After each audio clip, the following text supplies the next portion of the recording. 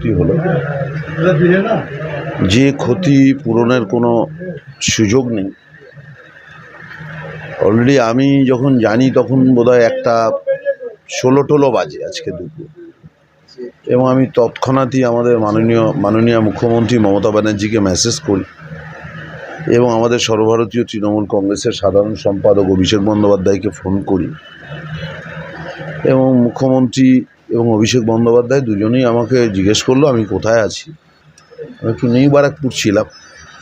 বললো এখনই তুমি পরিবারের পাশে গিয়ে দাঁড়াও। তো আমি সঙ্গে সঙ্গেই চলে এসেছি নেত্রীর নির্দেশ অনুযায়ী।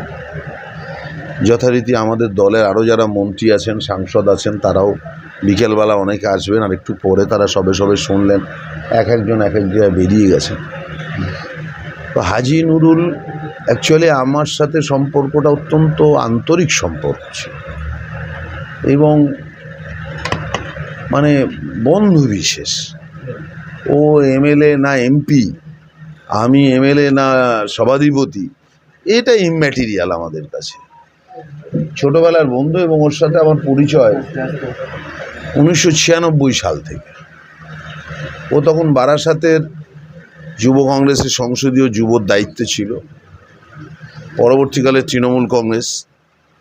ও বারাসাতের সংসদীয় জেলার সভাপতি, আমি বসিরহাটের সংসদীয় জেলার যুব সভাপতি। এই নিয়ে বহু মিছিল মিটিং, তখন গোপাল মুখার্জি আমাদের জেলার লিডার, রঞ্জিত পাঁজা, সেই সময় থেকেই চিনি। এবং সেই সময় এই তল্লাটে, এই ছোট জাগুলিয়া, কদম্বগাছি, এই বয়রা গ্রাম, এটা সিপিএমের তখন দুর্ভেদ্য ঘাঁটি ছিল। মানে মারপিট হতো না এমন কোনো দিন নেই, সিপিএমের সেই সন্ত্রাস। এবং সেখানে হাজি নুরুল ব্যক্তিগতভাবে ও আক্রান্ত, ও সিপিএমের হারমাদদের ভোজালির কোপ, হেঁসোর কোপ ও পর্যন্ত খেয়েছে। আমি এগুলো সব কিছুই ওর মুখ থেকেই আমার শোনা। হঠাৎ করে 2009 সালে, তার আগে ওখানে লোক স্থানীয়ভাবে পঞ্চায়েতে দাঁড়াতো।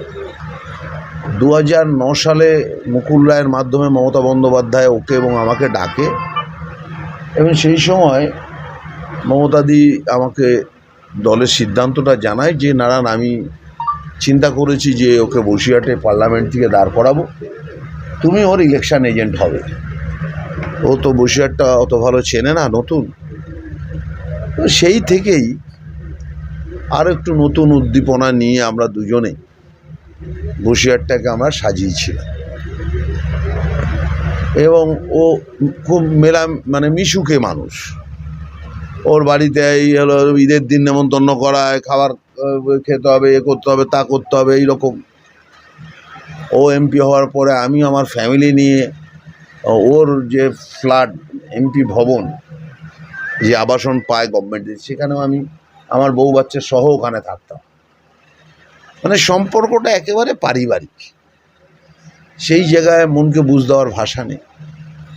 পরবর্তীকালে ও হারোয়ার বিধায়কও হলো, আবার বসিরহাটে পুনরায় সাংসদ হলো। ওর ছেলে বা ভাবি, ছেলেরা যারা আছে, তাদের সামনে দাঁড়ানোর আমাদের ভাষা নেই। যদিও জানি যে লোকসভা নির্বাচনের সময় থেকেই সে খানিকটা অসুস্থ ছিল। পরবর্তীকালে সিচুয়েশান দিন দিন আরও ডিটেরিয়েট করে। দল সবসময় ওর পাশে ছিল। ওর নেত্রী এবং আমাদের লিডার অভিষেক বন্দ্যোপাধ্যায় সবসময় খোঁজ খবর নিত।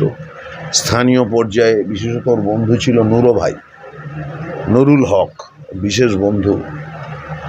তারপরে সবাই আছে এখানে, আশাদ আছে, সবসময় খোঁজ রাখতো, হালিমারা, বাবলুরা সবসময় খোঁজ খবর নিত। ছেলেরাও, রবি তো খুবই ভালো ছেলে, আমার সাথে সবসময় যোগাযোগ থাকতো। অপূরণীয় ক্ষতি হলো। দলের পক্ষ থেকে আমাদের দায়িত্ব যে ও নেই, ওর পরিবার যাতে ভালো থাকে, সুস্থ থাকে, প্রয়োজনে তাদের পাশে থাকা।